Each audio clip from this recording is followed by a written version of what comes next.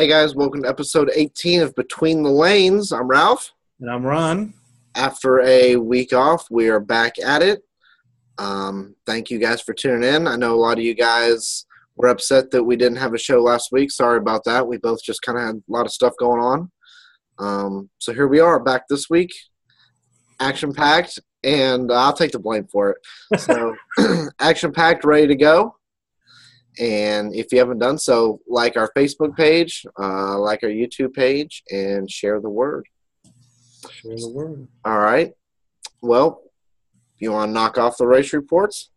Well, I got to get caught up from the week before because, we took a week off. So to give everybody their credit, we'll. All right.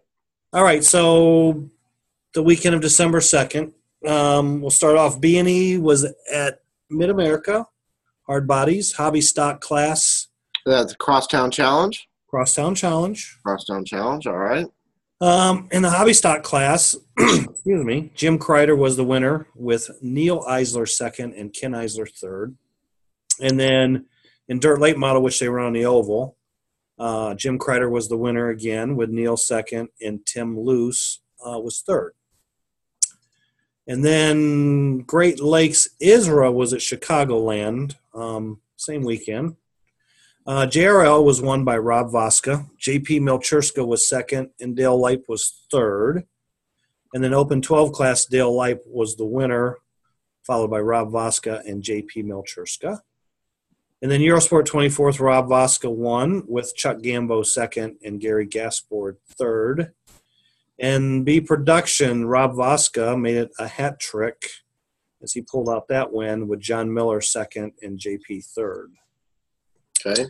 So they also had the down in Australia, they had the Victoria Australia title races, which is kind of a nationals type race for them. Right.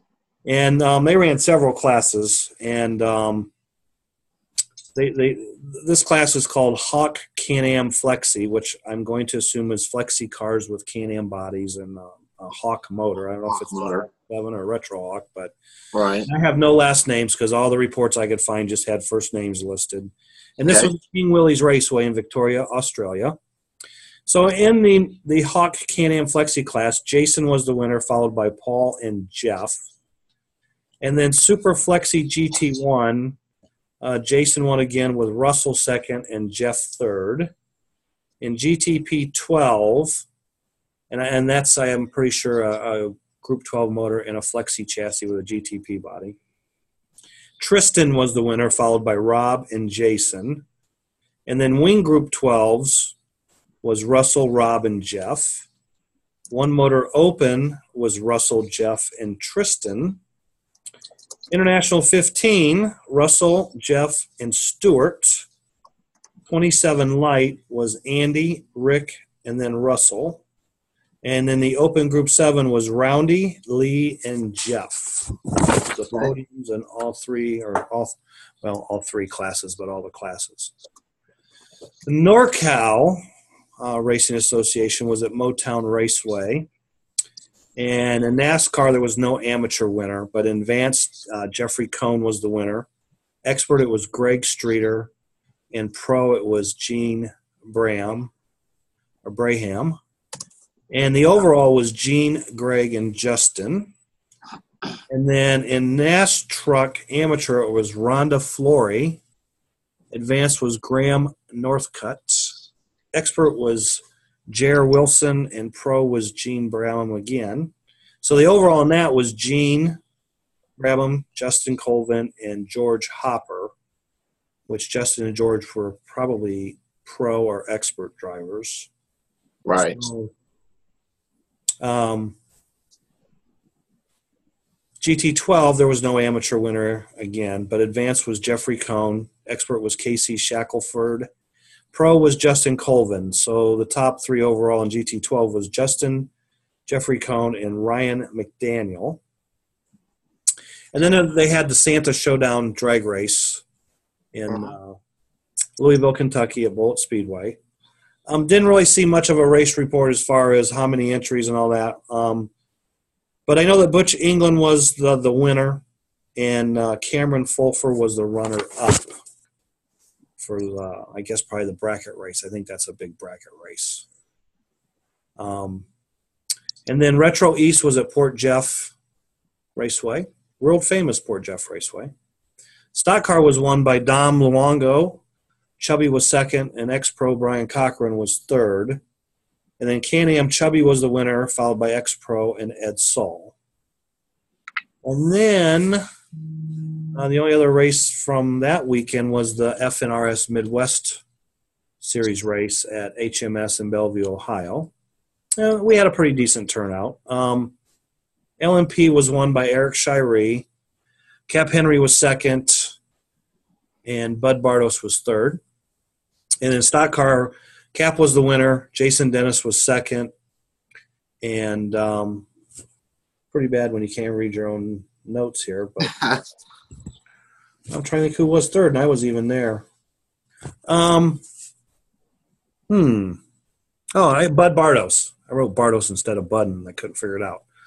And then in GTP, Eric Shirey was the winner, and Frank Ulbrich was second, and I was third. And that's all I got from the weekend of the second. Okay. As races go. So that's all? That was it for that weekend. Okay. And so then moving right along, we had a bunch of races last weekend that we would have told you about last week, but we didn't. But we've got the results. Okay. Last one. The Mid-South Slot Racing Association was at Concord. And in the scale 4.5-inch class, Walker McNulty was the winner. Russ Martin second. Timmy Bottoms third. GTP, Bobby B was your winner, followed by Shane Parent and Guy Spalding. And in the stock car 4-inch class, Walker won. Shane second. Timmy Bottoms third. And then dirt late model, Russ Martin was your winner, followed by Shane and Walker. Yeah, it looked like in the race pictures there, they had some kind of hillbilly / Joe Dirt thing going on where they were sharing the same. Yeah, them guys grew a lot of hair in a short time. Mullet wig or something. Yeah, I don't know what the story on that was, but well, I think Shane started that. Investigate. Yeah, I think Shane started that, and I think so. Yeah. He's sharing the long hair hippie ways with his friends now. So. Yeah. So then the Florida Slot Car Series was at Fast Eddie's Raceway in Pinellas Park, Florida last weekend, and that was the final series of their 2017 series. So in the 4-inch stock car class, Group 1, Dennis DeMol won, Marcus Ramus was second, and Nathan Pickett was third. And then Group 2, Mike Mook was the winner, followed by Ralph Josie and Roland Isbell. And then in LMP, Group 1, Nathan Pickett was your winner, followed by Dennis DeMol and Ken Green. In Group 2, the winner was Roland Isbell, followed by Mike Mook and Donnie Karen. Donnie Karen, yep. And then GTP Group 1 was won by Nathan Pickett, Ken Green second, and Brian Ambrose was third. I was beginning to think he wasn't even at the race when I didn't see his name in the other results, but he was third in GTP in Group 1. And then Group 2, Roland Isbell was the winner, followed by Bob Calfee and Donnie Karen once again. And then B&E. But wait, there's more. There's more. There's lots more. B&E Crosstown Challenge was at Chicagoland Raceway, and they ran super stock on the Fiedler Flat. Mm-hmm. Neil Eisler was the winner, followed by John Schroeder and Jim Kreider. And then they ran pony stock on the King Track. And Neil Eisler was the winner, Jim Kreider was second, and Andy Fisher was third. But a side note, Brian Meharry actually won both races, but he doesn't count himself due to the fact that he sponsors the series and stuff. So, okay. So, officially, congrats to Brian, though. Yeah, congrats to Brian for he likes racing, so. Yeah. The New England Retro Racing Association was at Rapid Raceway in Connecticut, and they ran GTC Coupes and F1. And in GTC Coupe, Vinny Cafazzo was the winner, followed by Eric Gherkin and Keith Libby. And then F1, Eric Gherkin was your winner, followed by Vinny and Keith. So kind of like those same three on both podiums. And then Ohio Retro Series, ORS, was at Mark's Model World in Canton, Ohio. Retro Angle Winder was won by Rick Bernardo Jr. with Rick Starkey second and Ralph Middall third. Can-Am was won by Jason Dennis of Columbus with Willie Custer second and Al Rudy in third. And then F1, Willie Custer was the winner. Rick Jr. was second and Jason Dennis was third. And then there was also the Penn Ohio Retro Series over at Haven Raceway in Elyria, Ohio, which is, I don't know, not too far, I don't know, hour and a half or so away. Can-Am was won by Bud Bardos, Steve Kep second, Eric Shirey third. F1, Bud Bardos wins again with Gil Padaky second, Steve Pluznik third. And then stock car, Steve Kep was the winner, followed by Greg Fox and Steve Pluznik again in third. Okay. And then, wait, this is the last one. Great Lakes Retro in the Midwest Slot Car Series was at Mid-America Raceway, Naperville, Illinois. Can-Am race, I was the winner with Ricky D second and Brad Ringer third. F1, Joe Ligori was the winner. I was second, and PJ Baltz was third.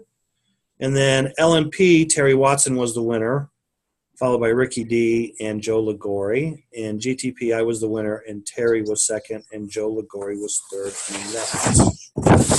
So that's your racing roundup for the last couple of weeks. All right. Well, that's it for this, guys.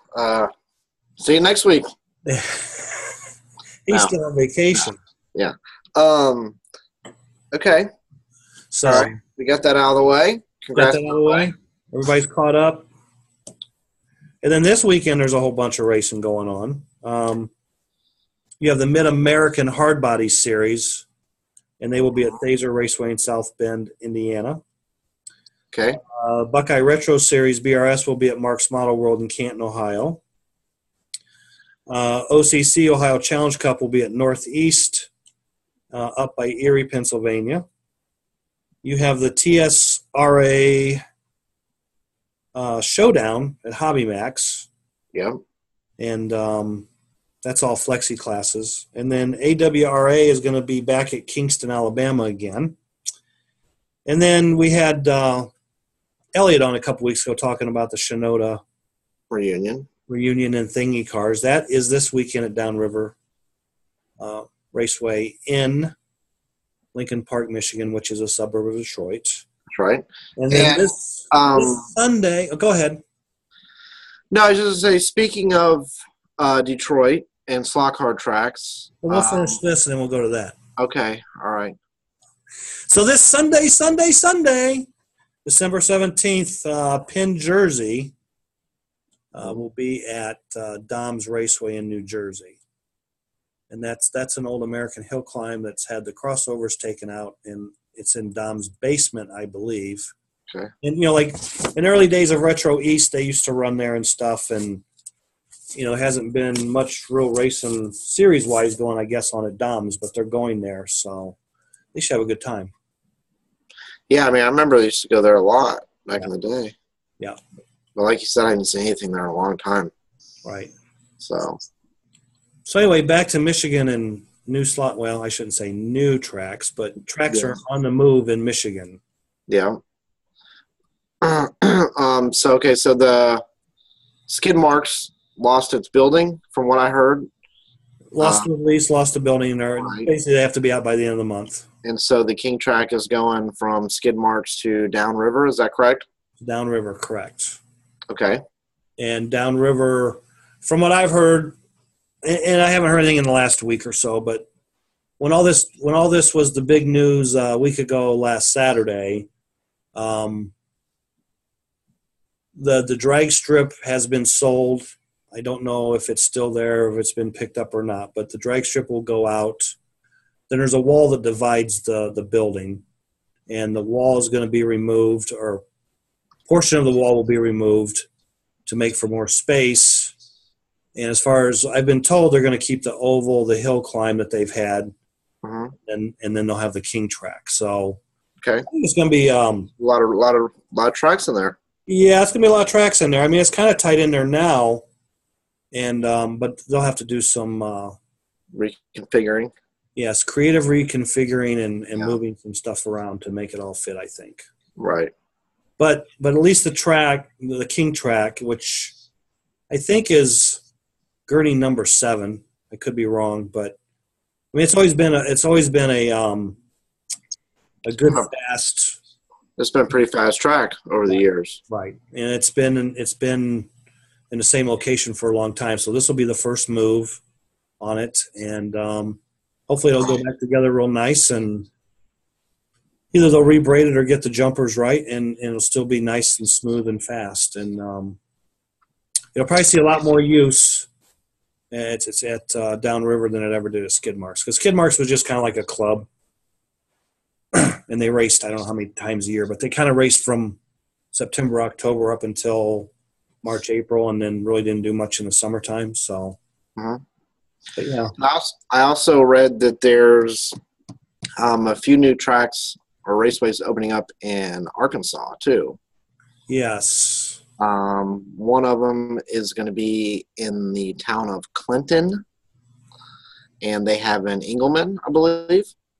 Okay. And there's also one coming to Batesville. Yeah, I think there's already a drag strip in Batesville, and the guy's going to add a road course maybe. Okay. Yeah, possibly so. Yeah, possibly that's what it is. Yeah, so Batesville, I mean, I guess that's the home of Mark Martin, right? Yes, that's where Mark Martin came from. Yeah. So. Yep. Now, because see, John Ford posted something on Facebook, and I kind of, you probably read the same post, but he made mention of his raceway and then another raceway. They came back and said, well, I forgot about these other raceways. So, kind of went from a month or two ago, there was only one raceway in Arkansas, and now there's going to be 4 or 5, it sounds like, or at least 4 or 5 different tracks. So, right. So, yeah. And Tennessee's been quite a hot spot lately, too. So, and there's been a couple open up in North Carolina also.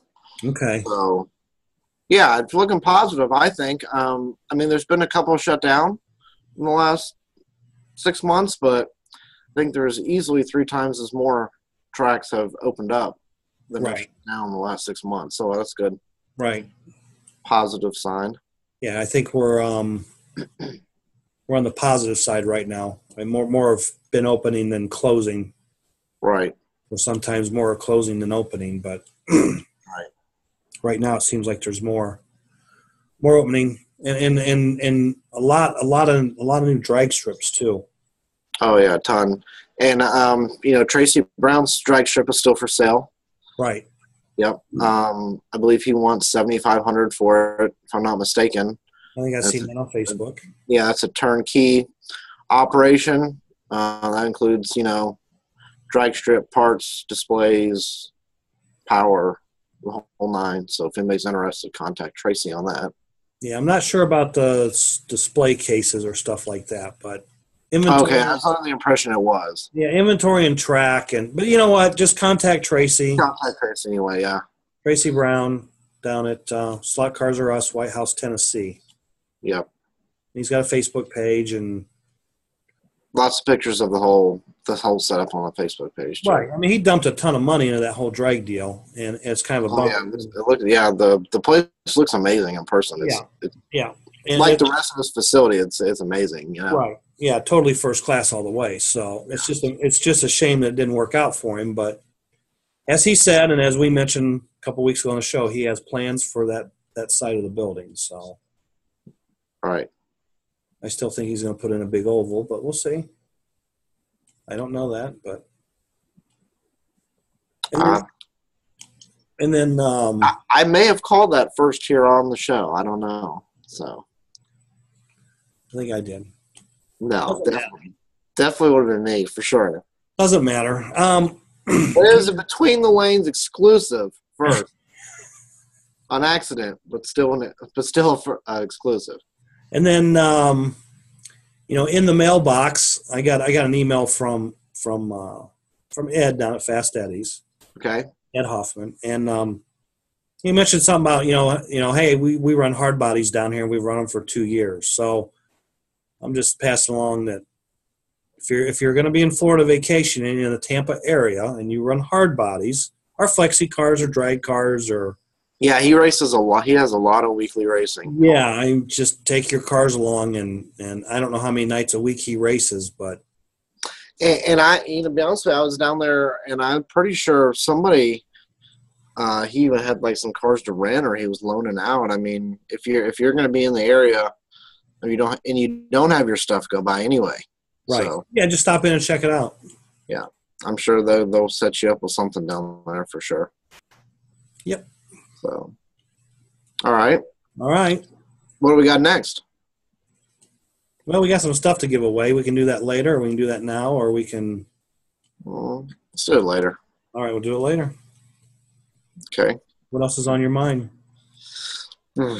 Well, I don't know. Maybe we could talk about the topic that broke the internet. The topic that broke the internet. Which one was that? Almost broke the internet. I mean, this was like more popular than anything Kim Kardashian's ever done. Uh-oh. You know, obviously that would be the Hawk Retros. Hawk Retros. Hawk 7? No, Retro Hawk Motors. Yeah. Yes. Look, okay. I always call them Retro Hawks, but technically, yes, they're Hawk Retros. So I'm with you though. I always call them Retro Hawks. Yeah. So for anybody out there, sorry. Ours are known nowadays R7, R7, R7. R7. Yeah. Okay. Yeah. I mean, so I guess that's one of the main questions that I want to know is why do they have R7 all over him when he has a motor called Hawk 7? Like, why even put 7 on the Retro Hawk? Period.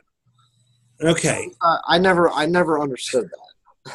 Well, okay, so like, when the Hawk 7 came out, okay, it didn't really have either had stamped or ink stamp made in China, and I don't think it ever said anything Hawk or Hawk 7, just made in China.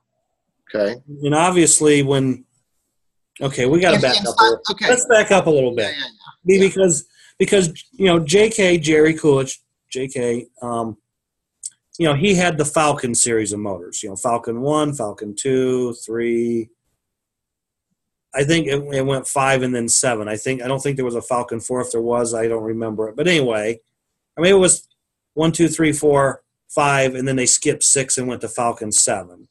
Mm. And that was the motor to run for a long, long time, or that series of motors. And then Jerry went over and found a new motor source and had the Hawk 7 motor made. And the Hawk 7 motor was a different wind and different wire size and a bigger hole in the top and bottom of the So then you had a Falcon 7 and you had a Hawk 7. Hawk 7. But they were two different motors. I mean, right, correct. You couldn't run them together because the Hawk 7 was so much faster. Hawk 7 was way faster. Right. So some groups stayed with, like Retro Racing, for example, stayed with the Falcon 7 and didn't allow the Hawk 7. I mean, one year at DeSanto, we ran Hawk 7 handout motors in the spec class, but we had to run a 7-tooth pinion. Right. So they wouldn't be faster than the Can-Am cars with the puppy dog motors or the Falcon 7 motors. So then Jerry went over and found this new source and made these Hawk 7 motors. Correct. And in June of 2013. Because the Falcon 7s were originally just sourced by somebody else, correct? Yeah, there basically was a middleman in the United States that. Right. And JK had the exclusive, but then when he came out with a motor from a different source, it had nothing to do with the middleman. The middleman didn't like that, and there was a falling out. And then Felipe, who had the TRF motors, TSR motors, from the same middleman, and he took over the Falcon 7 motors. So he was selling both motors through Topline. Right. Okay, so then Jerry's got he's just got the Hawk 7 motor. Which at the time everybody went crazy for because of course it was faster. It was faster. And even though they weren't running in retro, they were running in flexi cars and lots of other wing cars and stuff like that. Right. So then the IRA opened up motors, the motor list had been frozen. They opened up for submissions, and JK submitted what became the Retro Hawk motor. Yeah. So then now JK has a Hawk 7 and then a little bit milder wound Hawk Retro. Right, because the Retro Hawk is 65 turns of 30 gauge, which is what the IRA requirements were, or specifications. And was how many? How many? 65 turns of 30 gauge. Yeah, okay. And the Hawk 7s are 60 turns. 60 at first, but I was like, I thought it was 65, yeah. And the Hawk 7s are 60 turn motors. Correct. Okay, so now JK has two motors, Retro Hawk, Hawk 7. So back to the marking things.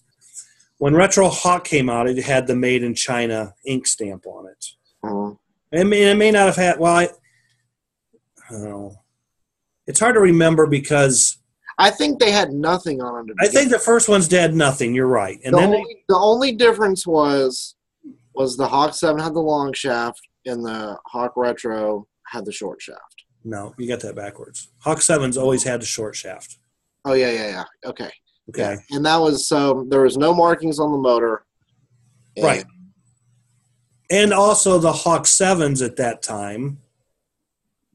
Well, I'm going to shut up because I'm not sure about that either. Anyway, so Retro Hawk had either no marking or it had Made in China. And I'm pretty sure it's no marking at all, period. Okay, well then the second, if that's the case, then the second batch had Made in China on it. Right. And then the third batch had the R Made in China.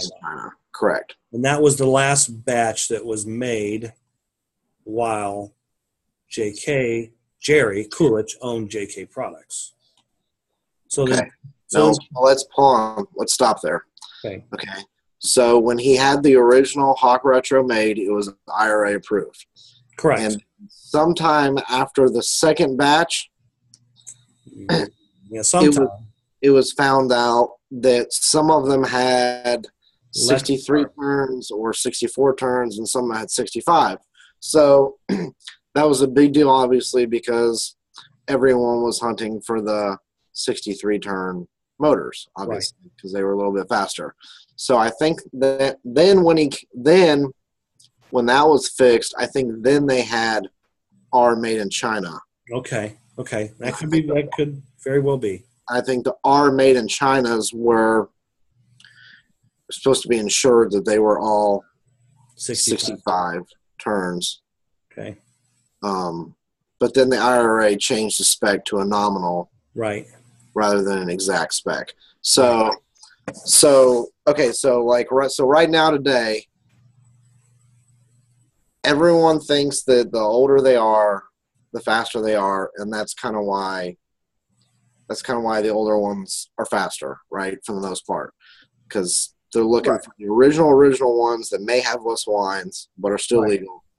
But then the ones that say are made in China, which are, mostly what I have, they had 65 turns, but they were still pretty fast, and they didn't have not a lot of problems, and they still had really hard brushes in them, so they lasted a while and whatnot.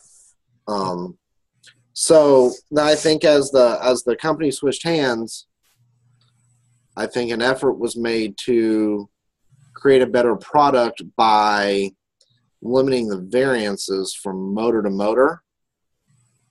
And I don't know what was changed in them or whatever, but then you had the 7R, 7R, 7R, 7R.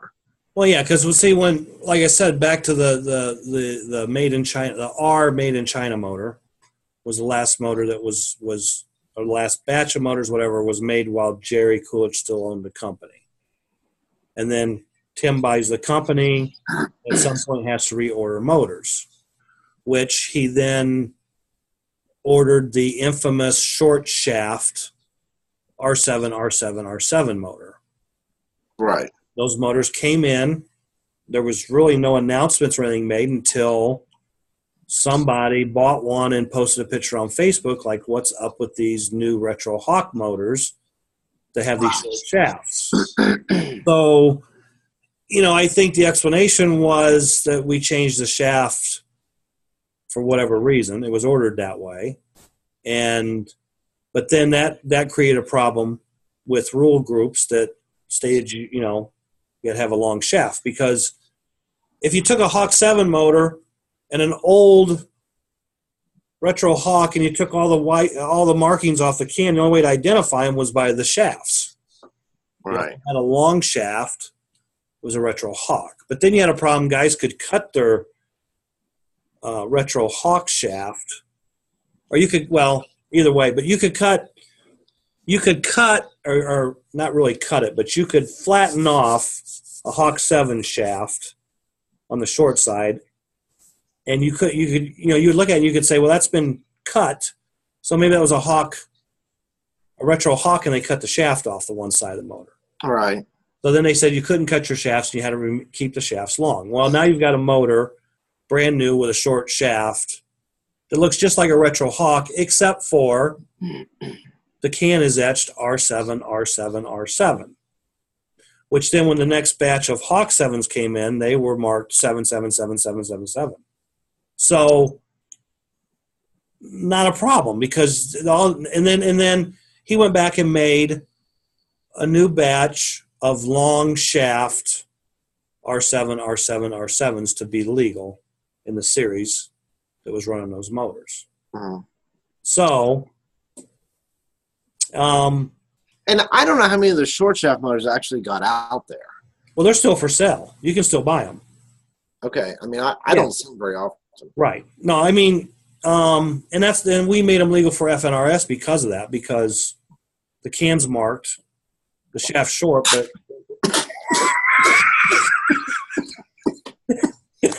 and there you have it. Your spit take moment on Between the Lane. You okay? Yeah, we may have to edit that part out. That's what you get for drinking and discussion. Right. So humor aside, thanks, Ralph, for that. Yeah. You're gonna make me laugh. So we allowed them in the FNRS because they were easily identifiable, and they're for sale. I mean, they're out there because when Tracy had his Worlds race, the Can-Am Worlds race, they used those motors, right? Motors for the handout, and they were out there. So anyway, so after a short time, it was obvious there was a performance difference between R7 motors and the older motors, and then somebody took two motors apart and said there was 40 points difference in resistance between the armatures. Okay. And, I was kind of skeptical when I first read that, because that's a lot. So then some things were posted, and I thought, okay, I've got one of each here. I'm going to knock them apart. And sure enough, there was 40 points difference in resistance from old to new. Right. And if all things are equal in the rest of the motor, that's a huge difference in performance. So I sent my two arms to the manufacturer, and he confirmed the same thing that I found, and I never heard no more. So I don't know what, but most people will tell you that there is a 0.2 difference lap time between our made in China or older versions and right. the current or the older R7 motors. So as time has went on, now last week or the week before, we've seen all these complaints that the latest R7 motors are just like super slow, way slower than anything else. Yeah. Okay. Yeah. So they're slower, and they seem to have what everyone's calling a 2-speed or a shifting problem, which there was a shifting problem in the older motors as well. And I don't, okay. Again, unless you tested every motor. But it wasn't as common as it is now, though. Right. Yeah. And I had a phone call one day, and they're like, tell me the motors, if you put them on your power supply and you turn them up to 8 volts, and then you go to like 9 volts, and they like just pick up thousands of RPMs. And I'm like, I never heard of that, and I really don't know what would be causing it. But anyway, I had a motor here, and sure enough, it did the same thing. I mean, Right. So, but I don't know if every motor does that, and I don't care if every motor does that because I don't race those motors. But back then, you didn't really hear a bunch of complaints of guys saying, "Well, I'm racing in the race, and my motor just like takes off because it gains all the speed and power." Right. And now here recently, or in the last couple of weeks, yeah, guys are actually reporting that. So Right, and it's gotten real common now too. right, and I guess my big question, and I think the big magic black hole question is, how many batches of R7s have there been? Okay, we know there's been one with short shafts. There's a second batch that had the longer shafts. Then and what you're saying by batches, you mean how many times has that same motor been reordered? Reordered, okay. From China with nothing being changed. So then there was short shaft. No, short shaft was the first version shipment. Then longer shaft. Right. And then there was, I believe, a batch that had the balancing improved on the motors. Okay. And so are we at 3 batches total, or has there been another batch or 2 since then? It's hard, again, reading everything and talking to people. They went to the R4, the handout R7 motors were really good and consistent, no shifting problems. And I just want to state for the record, because this came up on Slop Log, and I stayed out of it. But I am a 100% firm believer that races with handout motors, the motors are always better than a normal motor on the wall. Always. I won't agree with that, but my fastest motors that I have come from 3 handout races. Okay. And when you go the handout race, you go by like 2 motors, right? Right. When I can go on the wall, I can go by like 10 or 20 or 5 or 6 or whatever. Well, and see, here's how does that small quantity of motors, 2 from each race, happen to always be my best ones? Like how? Okay. But at the same time, but I'm not saying right that somebody's going through motors and saying, "Oh, I'm saving these for this race." I'm not saying that. Okay. But I am saying that all my best motors have come from handout races. Okay. Now, I've went to handout races and say they were handout motors were Falcon 7s, and the motors I had in my cars I practiced with that I couldn't race. Okay, I practiced. Right. I know what my car's running. I get a handout motor, break it in, put it in the car. Right. And it's slower. Right. I've been there too. Yeah. That's not a big thing because everybody else is usually pretty slow too. Or what I'm saying? Yeah. I've been there too. Yeah, definitely. But I'm just saying all my fastest motors have come from handout races. Yeah, I don't think I've ever went to a race and actually wound up with a motor way faster than what I already had practice-wise. But I've had some that have been the same speed. But then I've had handout motors. You get 3 handout motors. But look, but if you get one that's the same speed, and you've tried like 10 or 15 or 20 or 30, and then you go by 2, and one's the same speed as the best out of all those you tried. I mean, that's pretty good, Well, no, I am right. And what I was going to say is, even though you get motors at a race, and my fastest motor of those 3 I race, and the other, I've had other motors that have, I wouldn't even try and race them because they were that slow, even out of that same batch on that same day. But then go to a different track a different day, and those motors that were turds are now faster than the motor I actually raced over at the other place. You know what I'm saying? Right. Just because it didn't run good that day. One year I went to the R4 and I got 2 handout motors. Both of those motors within 2 laps on the track, both through wines. Right. Yeah, I remember that. I went and got 2 new motors. Yeah, and that's happened a lot. But right. So, but other than that, I can't say that I've ever went to a handout race.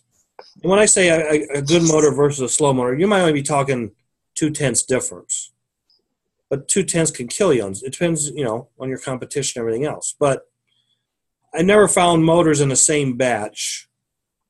They're like half a second or more apart, I guess is what I'm trying to say. Yeah. So, I mean, my best Retro Hawk motors that I race at all our flex races we go to and everything, they either came from a Sano race or a Fall Brawl handout race. But, no spitting. Yeah. Well, that's going to be edited out, so they have no idea what you're talking about right now. Yeah, but I mean, and again, I'm not accusing anybody of doing anything underhanded or anything Right. But there are some people that stated that online, and they were called liars and told they were crazy. But I just want to say, for the record, I feel the same way as they do. That's all. Well, and I think most people felt that the R4 and at the Sano that the motors were competitive within the batch. No different than any other handout race I've been to in the past. But when you say, well, these motors we're using are 2 to 3 tenths or 4 tenths slower than previous batch motors, which can be proven and has been proven, something's changed somewhere. Yeah, so, all right. So I went off on the handout thing. But back to the main issue now is either they're just consistently slower or they have shifting problems. Right. Now, excuse me, I've experienced both issues myself. Me too, last weekend. But I can tell you that on my motors that shift, okay, if I go to a track and I try 20 motors and 5 of them shift. So I set the ones that shift aside. I mark them shifter, put them aside, right?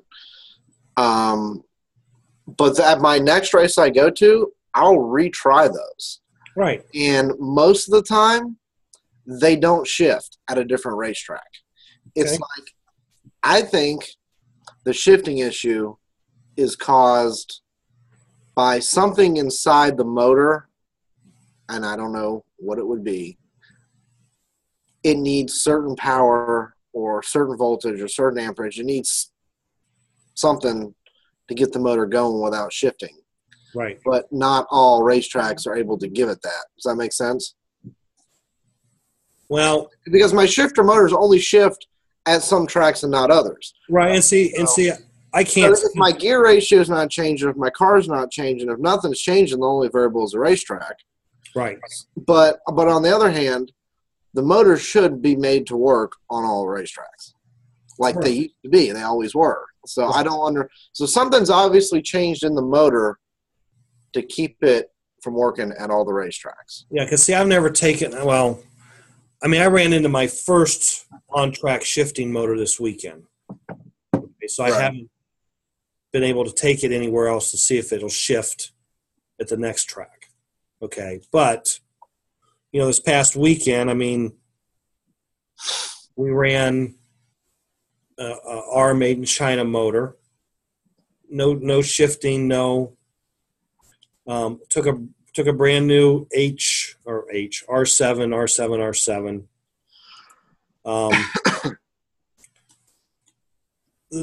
Okay, basically the best time for the made in China R motor was a 365.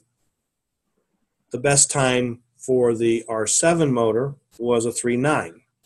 But, it was average 3940, where the older motor, you could sit there and run 365, 366, 365. All day long, right. Right. I mean, it was very consistent from 365 to 368. And the problem now isn't really even that they're slower. Right. The problem is that 80% of them are faster, or, maybe not 80%, but the majority of them have always been faster and now they're slower. That's where the problem comes in. Well, okay, and that's another issue to talk about. But them being slower compared to all the ones that are out there, and it's the reliability / shifting is the other issue to me. But that motor that went 390 obviously was not going to be competitive with a motor that runs 365. But then that motor also had a shifting problem. Okay. So there's two problems. There's a shifting problem, and because other guys in the race ran R7, R7 motors, they didn't have the shifting problem. But they were still a tenth and a half or more slower than the one car in the field that had the Made in China R motor. So there's a difference in performance. Then there's a shifting problem. And not every motor has the shifting problem. Right. Okay? Right. So, and I just happened to just one motor off the wall, and I expected it to be slower. Okay? Like, I knew it was going to be slower, but I didn't know if it was going to shift or not, and it shifted.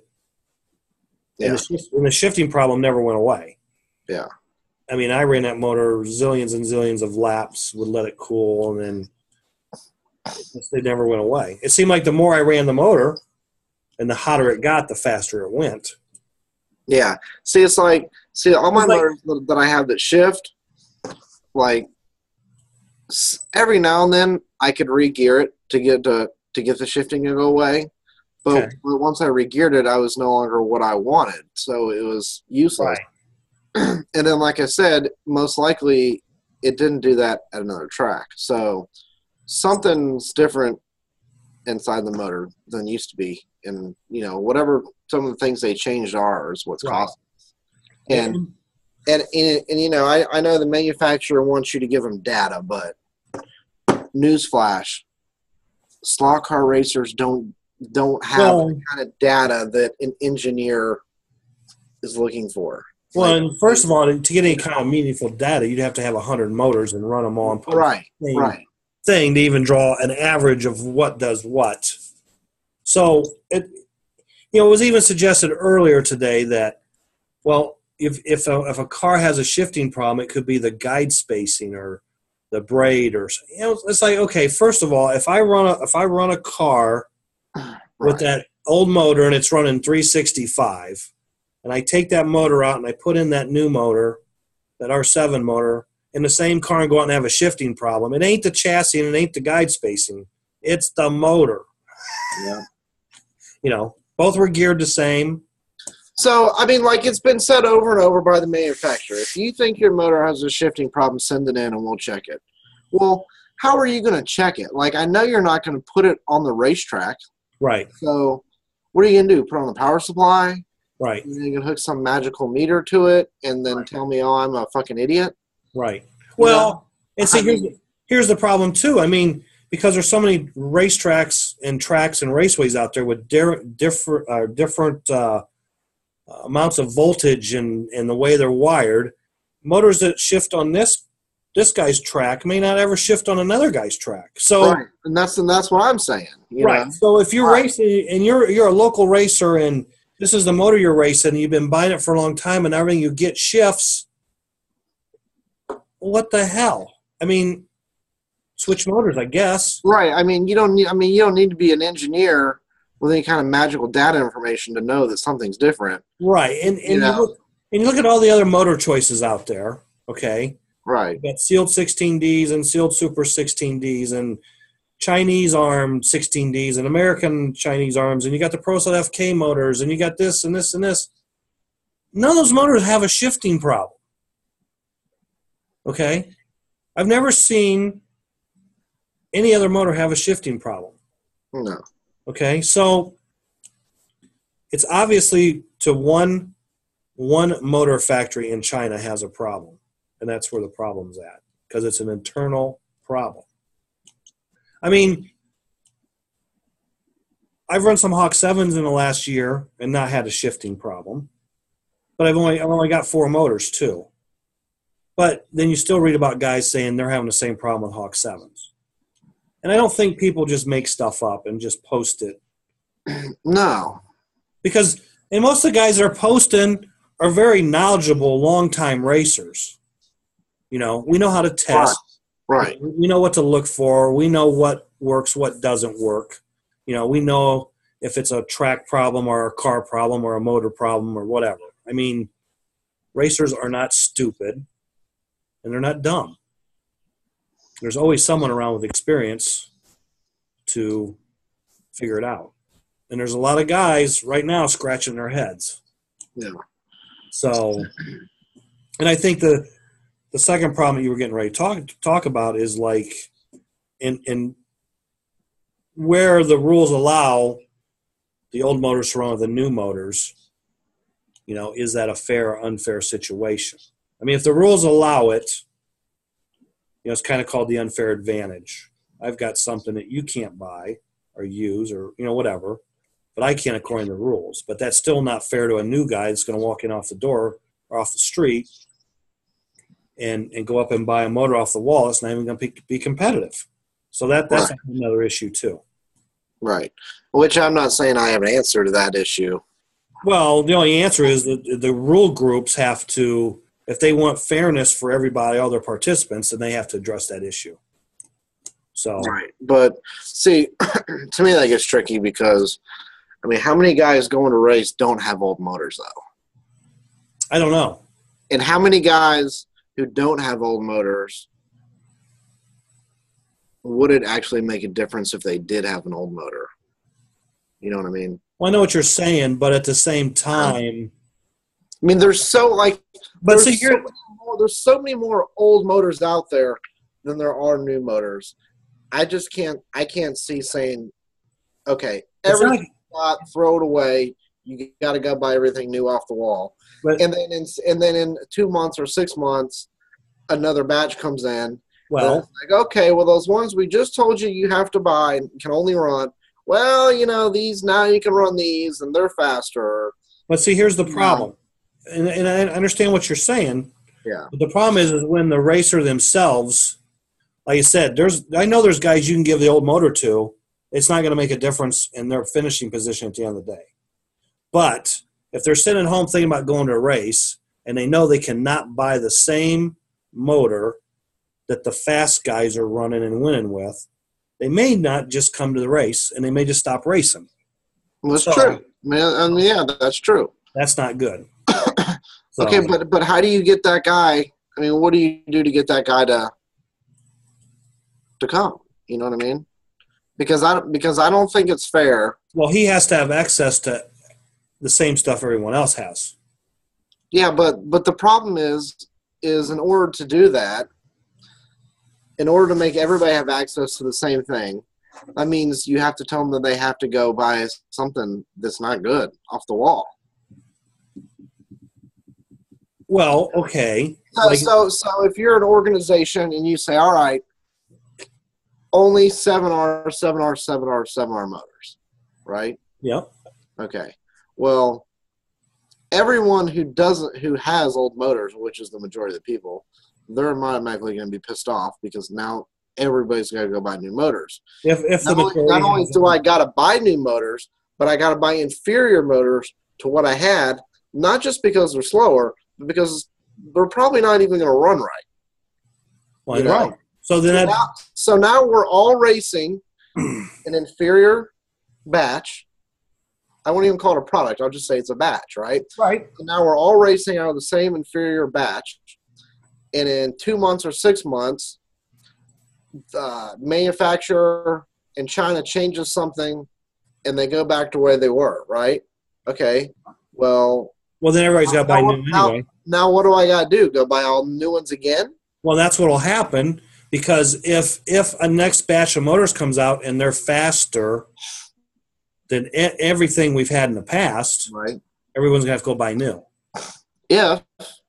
If they're faster, right. The ideal situation to me would be for JK to just go back to what the R made in China was. Whatever that was. Like, just undo the changes, undo the improvements. Well, I would have thought that would have been done in the second or third batch. You would think that. But go back to what that was, boom. Call it a day. And now at this point, everybody just knows that they're going to have to buy 4 or 5 to get a ballistic fast one, and that's just it. You know what I mean? Right. Well, yeah, it always goes back to no matter what motor you pick, everyone buys because find the magic bullet. Like, to me, I think the preferred thing to do is race out all the old motors that are everywhere around that everyone has, and ride out the bad batch until a better one hopefully the better one would be coming in soon. Or you just change to just a different motor altogether. Or you just change products. But because any way you look at it, you're going to have to spend money to fix the problem. It's no different in built motor racing or sealed motor racing because, USRA, for example, every year they open submissions to new products. So, what you buy this year to be competitive this year could be obsoleted come next July when a manufacturer comes out with something new. Yeah, but see, that's also part of the reason why USRA isn't that popular, in my opinion.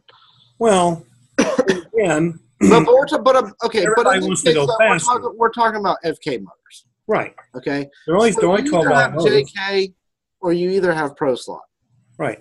Okay, and the complaint about Pro Slots, in the beginning you had to push start them. They blew up a lot. Now John worked on them, and John's made them a lot better. And I don't know anybody that has a push starting issue anymore. And I very rarely see them blow up. The quality is much better on them now, in my opinion, than they were when they came out. But there's always going to be so many people that don't want to run it just because it has brushes and springs. Right. There's a lot of people that want that brushless, springless motor. Right. But it may come down to if the problem didn't get solved, that's all you're going to have to run because. Right. Yeah. Basically, where we're at this point. It's up to the manufacturer. Right. To do something. Right. That's basically it. Right. Or he can do nothing, and hope the orgs change their rules to accommodate him doing nothing. Right. Basically, what you come down to. Right. So, like I said, I would hope that the manufacturer would change the product. Right. Sooner rather than later. But who knows? See what happens. Yep. Stay tuned. All right. Well, that's our opinion. We're not paid by anybody. If you have any complaints, in the mailbox. We don't really care. And we don't claim that everything we said to be 100% factual. We make mistakes. We have no agendas. So, with that being said, let's give away some prizes. Okay. What do you think? Okay, so this week we're going to give away Mid-America products of Division of Mid-America Raceway. They sell tire donuts. That's pretty good. Who did that? I don't know. Does it look familiar? Yeah. I think you did it, didn't you? Okay, so anyway, we're going to draw out 3 names. Okay. And those winners have their choice of 3 pair of, I don't know, we're going to call them rough cut donuts. I don't know if Roger has a name for them. I thought they were just called rough cuts. Well, the tires are called rough cuts. I don't know what the donuts are actually called. Okay. But okay. You'll have your choice of 3 pair of rough cut donuts, or you can get 1 pair of rough cut tires. Okay. So which are so you can get 3 pairs of donuts or 1 pair of a donut already glued to a rim. Rim, right. You'll have to true them up and get them ready to race, but so you get 3 pair of donuts to make 3 pair of tires. Rough cut donuts aren't really rough cut because they're still donuts. Well, again, he calls his tire line rough cuts. I know. I'm just saying. It sounds confusing, sort of, though. But these donuts he has right now are really, really good, and he wanted me to share the fact that at that Great Lakes Israel race 2 weeks ago in Chicago, that Rob Voska ran 1 pair in 3 different races. I don't know which race. Something was big. He ran the race. He trued him down, ran him in the next class, trued him down, and ran him in the final class. So he won 2 out of the 3 races with that same pair of tires. And I won at Fast Tracks BRS Retro a couple weeks ago with those donuts. So okay, they're pretty good. Okay. So, and I do have some too. I have not tried mine, but they look good. And I've raced your donuts before. Oh, you mean you've had some of these? Yeah, I'm saying I have some, but I haven't got to try them yet. Yeah. So yeah, I mean they're really good at fast tracks, where I normally run a real soft tire anyway. So these are untreated natural rubber donuts. So they should compare to the new JK Premiums. JK Premiums, Alpha Premiums, yeah. Okay. Yep. Good stuff. All right. Magic. 3 winners. And if you win, contact Roger. Yes, contact Roger. He'll have the 3 names. The first name is Lonnie Batts, which I know Lonnie. He's from Fort Wayne, Indiana. Yeah. Let's see, I've got all these. Oh, John Miller. John Miller. There you go. Those will probably work good on John's track. They will probably work real good on John's track because it's like a little bull ring track. Yeah. And the final winner today is, you know that guy, don't you?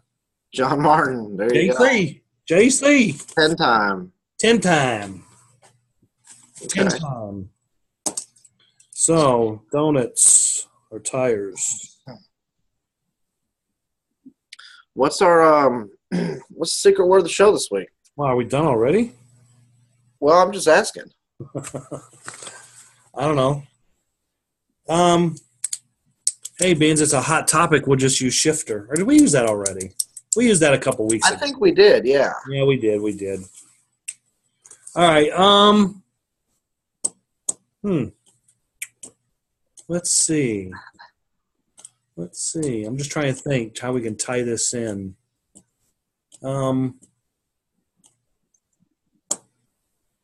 me think about what else are we going to talk about. I don't know. I really don't have much this week, to be honest with you. Okay. Well, we've talked about guides in the past. Oh, yeah. Okay. Of course, I think everyone knows by now that Mid-America did get in the shipment of the HP. I don't know what they call them. Now you can call them canoes or torpedoes. Yeah, there's a name, though. Okay. Well, anyway, an actual name. Let me see if I can look it up real quick. But it's the guy that has the tapered ends, I guess, because it's thin on the end, on the front end, the back end, it's white in the middle. So I kind of look at it and think of a canoe when I look at it. But anyway, Rogers had those in and been shipping them. Right. And all the winning cars at Mid-America last weekend had that guide. And a couple of them were put to a pretty good crash test. And okay, so those are going to be, they call those the JI guide. JI guide. JI, and they call it a wing-shaped blade. I'm going to call it the canoe. So anyway. And then the standard one they call the cargo guide, and that's just a standard cut down flag. And I've got both of those. Yeah, I have not seen any cargo guides. Okay, those are like the ones that Alpha's selling. Yeah, right. Yeah, there's like a standard cut down. That's the cargo. Right. And then the one you're talking about is the JI. Yeah. I don't know what JI stands for. And I got some guys from Roger, and I wanted them unthreaded, but I guess they all came in from Argentina threaded. Mm-hmm. But man, they're like the nicest threaded guides I've ever seen in my life. I think. Yeah, they really are. They are unbelievably precision, and I was like, wow, okay. And it's nice that the thread goes all the way down, I believe, too. Pretty close, yeah. Yeah.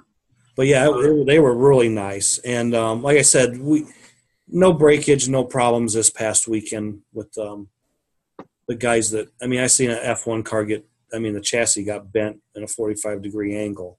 I think they were used to win, every race there, your race, and then they won several races. Mid-South, I think. Mid-South, yeah.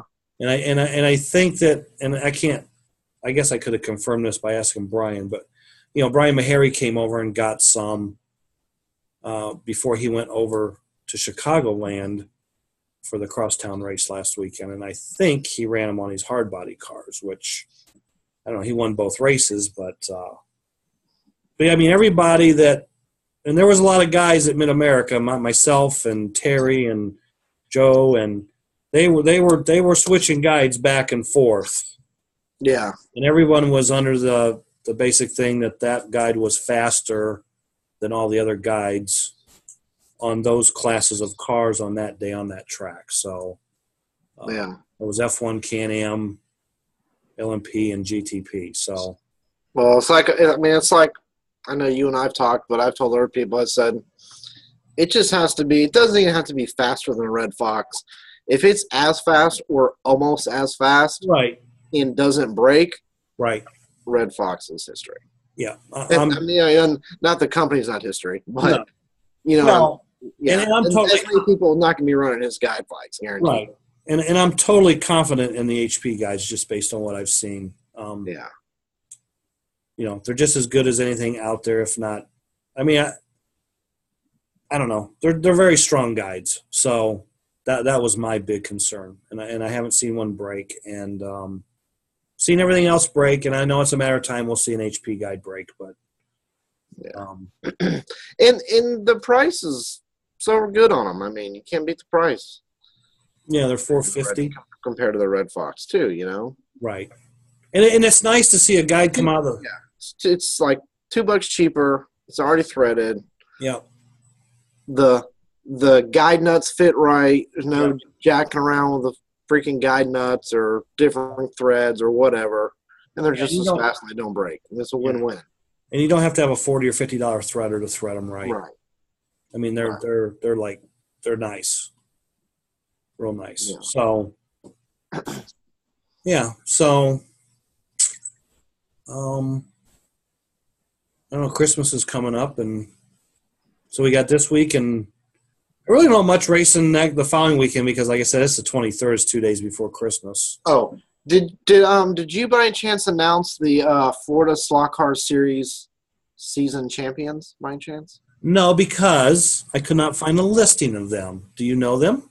Oh, I thought I saw something about that. Because I looked in a couple of spots and didn't find it neither. So I figured, well, we'll announce them next week's show when we find out who they are. Well, I think that, let's see. You know, we're going to get nasty comments if you think wrong. Yeah, I know. Well, I saw a post about it. Well, I bet you after the show's up and everyone watches it, then someone's going to post who was the champions. Well, Hmm. All right, well, we'll try to find it anyway. We weren't trying to slide anybody, so I saw it somewhere. We'll dig it up. And you know what? But what I saw, it might not have had a full listing. It might have just been like the couple people who won, to be honest with you. Okay. So we'll look it up. And I know the GUR series is done with too. So there's a lot of series ending right now. Yeah. And we'll try to get everybody's finishes and, you know, the standings. So next week we should have a special, very, very special guest next week. And then let's put it this way, he's scheduled. So if everything works out, he'll be on next week. And then we gonna give a hint? No. No? Okay. No. Well, yeah, we might give a hint here later. I don't know. I'm talking about now. Well, the show's not over yet, so maybe we'll give a hint. Okay. And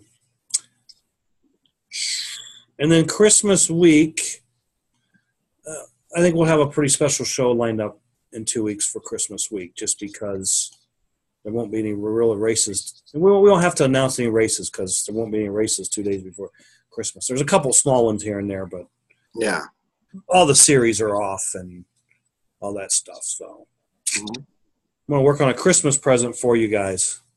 Okay. Maybe Ralph will have a how-to video by then. I've counted down the days I have left. Trust me. Every day I think about that.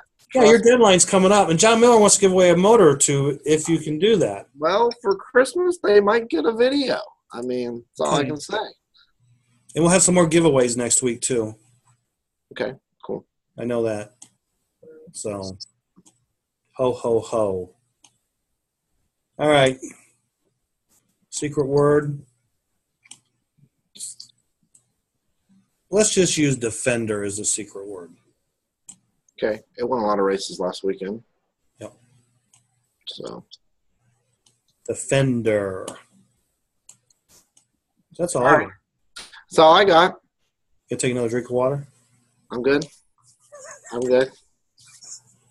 All right, everybody. All right. Thank you, guys. We will see you.